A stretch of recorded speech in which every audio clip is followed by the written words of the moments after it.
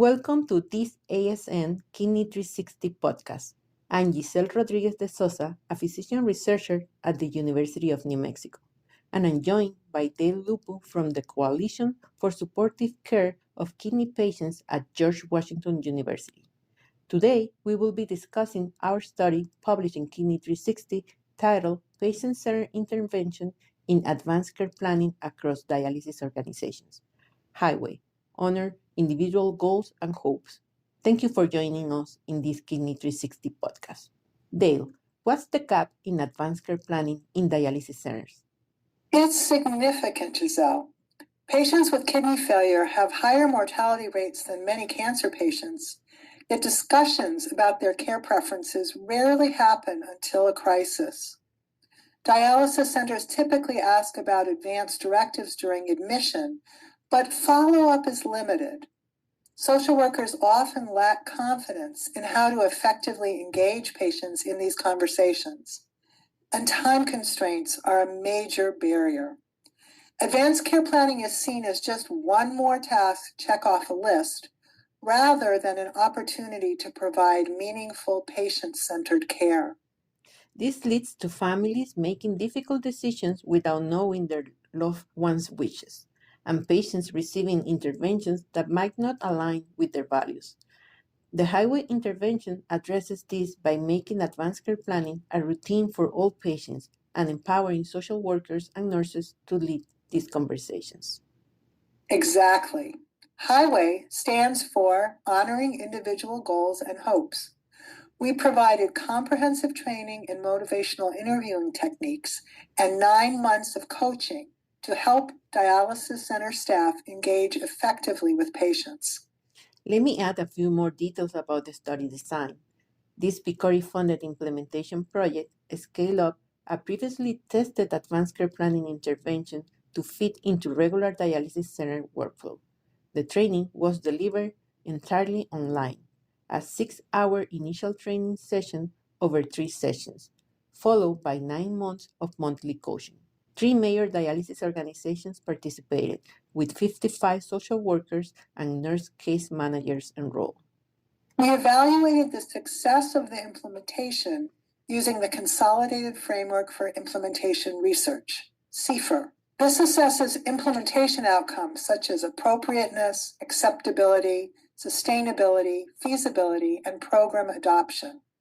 We surveyed the participating staff before, midway through, and at the end of the 9-month intervention period. Staff also completed a weekly survey tracking the number of conversations held. I want to emphasize the critical role of the 9-month follow-up support.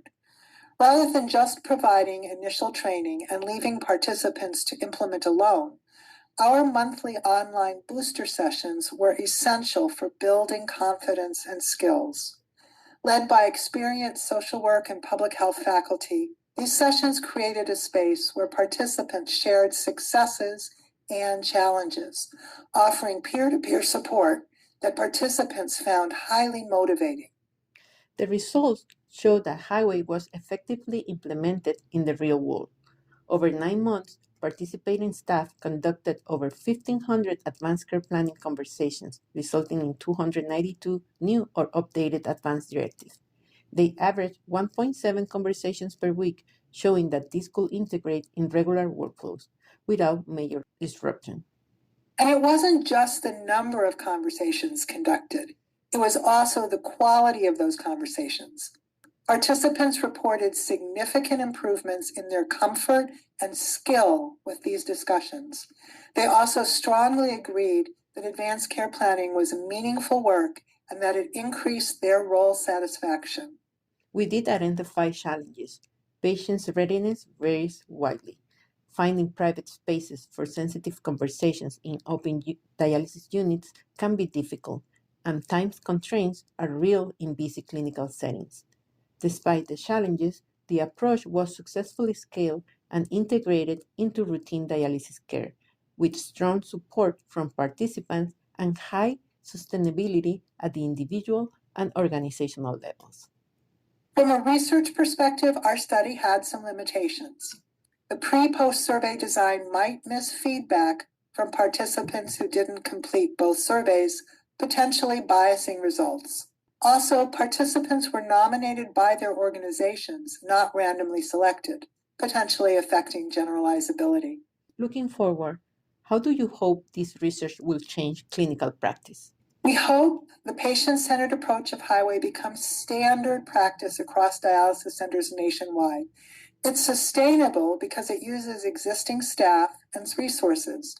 It shifts responsibility from physicians alone to a team-based approach, which better reflects modern team healthcare. Also, it normalizes these conversations as part of routine care, rather than exceptional interventions only for the seriously ill. The most significant change is moving from crisis-driven to values-driven conversations. When we wait until patients are critically ill, decisions are often reactive and stressful. By integrating these discussions into routine care, we create space for thoughtful reflection that truly honors patients' wishes. Advanced care planning isn't just about completing forms. It's about meaningful conversations, exploring patients' values and goals. Every dialysis patient deserves the opportunity to express their wishes. And for healthcare professionals listening, know that these conversations are possible even in busy clinical settings. The Highway intervention shows that with proper training and support, advanced care planning can become a natural part of routine dialysis care. Patients want these conversations. We just need to create the space for them to happen.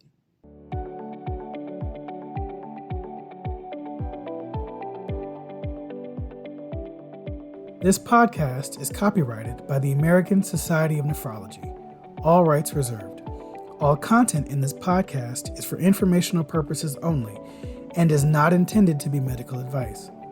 This podcast should not be used in a medical emergency or for the diagnosis or treatment of any medical condition. Please consult your doctor or other qualified healthcare professional if you have any questions about any medical condition or before taking any drug, changing your diet, or commencing or discontinuing any course of treatment. Thank you for listening to this podcast from the American Society of Nephrology.